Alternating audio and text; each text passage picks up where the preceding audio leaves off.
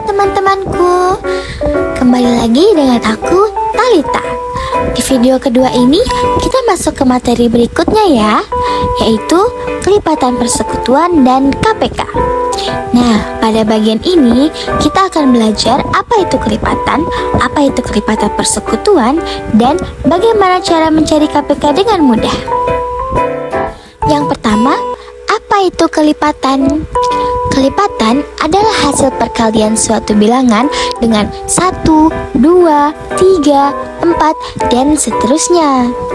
Contohnya, kelipatan dari 2 adalah 2, 4, 6, 8, 10, 12, dan seterusnya.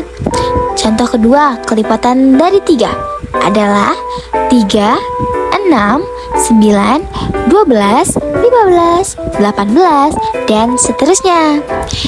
Contoh terakhir, kelipatan dari 5. Kelipatan dari 5 adalah 5, 10, 15, 20, 25, dan seterusnya.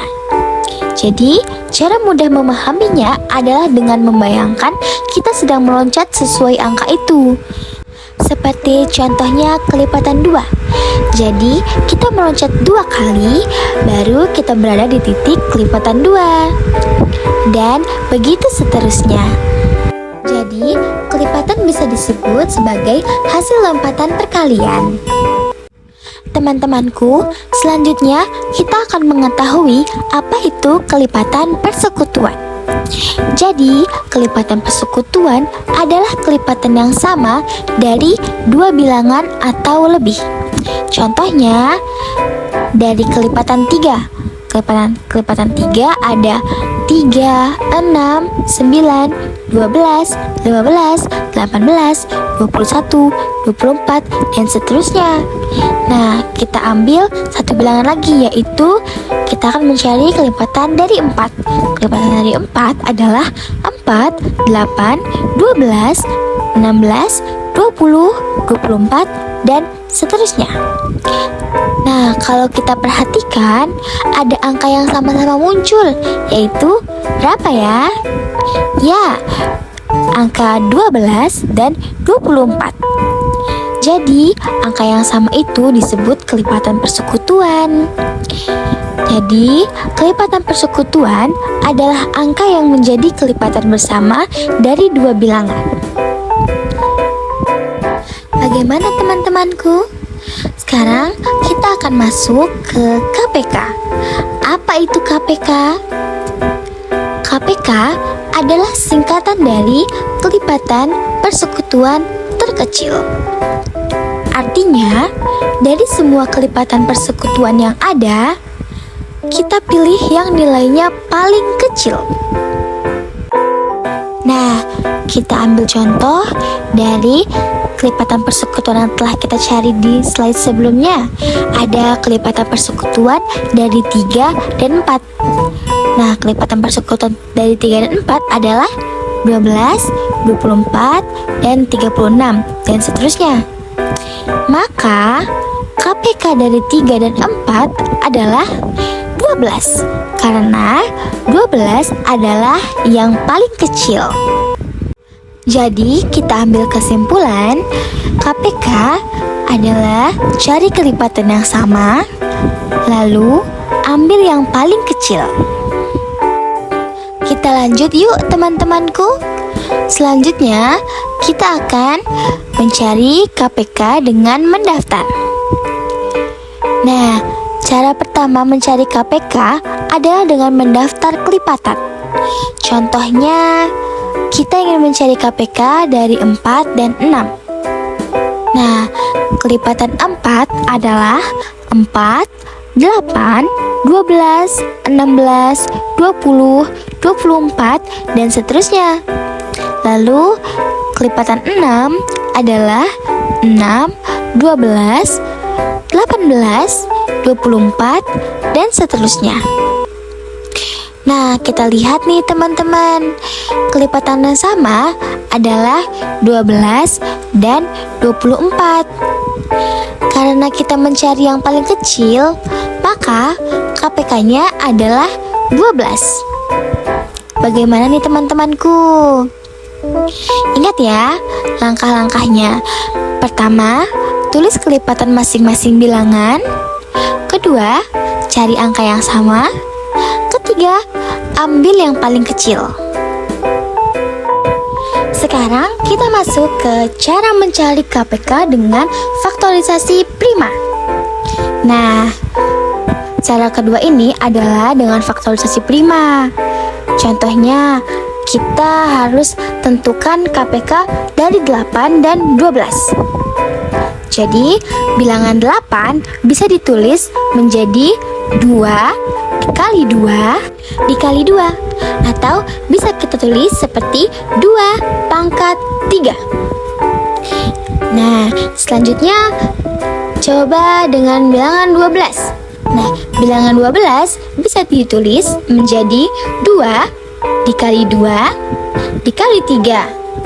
Atau bisa juga ditulis seperti 2 pangkat 2 dikali 3. Nah, teman-temanku, untuk mencari KPK, apa yang harus kita lakukan? Yang pertama, kita ambil semua faktor prima yang muncul. Yang kedua, kalau ada yang sama, kita ambil pangkat yang tertinggi.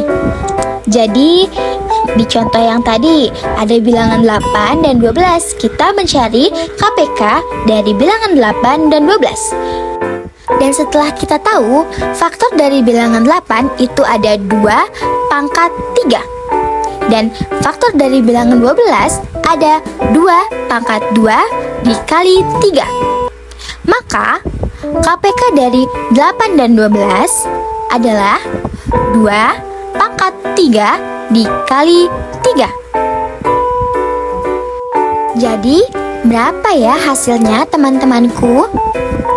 Hasilnya bisa kita tulis sebagai 8 dikali 3. Kenapa 8? Karena 2 pangkat 3 itu menghasilkan sama dengan 8. Nah, berapa ya hasilnya jadinya?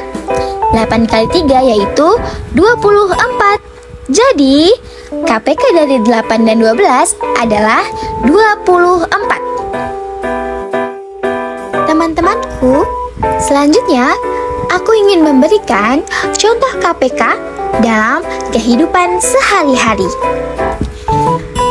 Sekarang kita lihat contoh KPK dalam kehidupan sehari-hari. Nah, di sini Rani berolahraga setiap 3 hari sekali. Dan Dito berolahraga setiap 4 hari sekali. Nah, kalau hari ini mereka berolahraga bersama, kapan mereka akan berolahraga bersama lagi? Jadi, teman-temanku, untuk menjawab soal ini, kita memakai KPK. Karena kita mencari waktu ketika 2 kegiatan terjadi bersama lagi. Nah, sekarang coba kita cari KPK dari 3 dan 4. Dan KPK dari 3 dan 4 adalah 12. Mengapa 12? Nah, jadi faktor dari 3 adalah 3. Dan faktor dari 4 adalah 2 dikali 2 atau 2 pangkat 2. Maka KPK dari 3 dan 4 adalah 2 pangkat 2 dikali 3. Sama dengan 4 dikali 3. Hasilnya adalah 12. Jadi, mereka akan berolahraga bersama lagi setelah 12 hari. Seperti itu teman-temanku. Nah, ada catatan penting nih untuk teman-temanku. Jadi, kalau dalam soal ada kata seperti bersama lagi, bersamaan, atau bertemu lagi, biasanya untuk memecahkan soal itu kita memakai KPK. Baik teman-temanku, untuk pembahasan kelipatan persekutuan dan KPK cukup sampai di sini. Untuk topik ketiga, jangan lupa nonton ya di video selanjutnya. Sampai jumpa.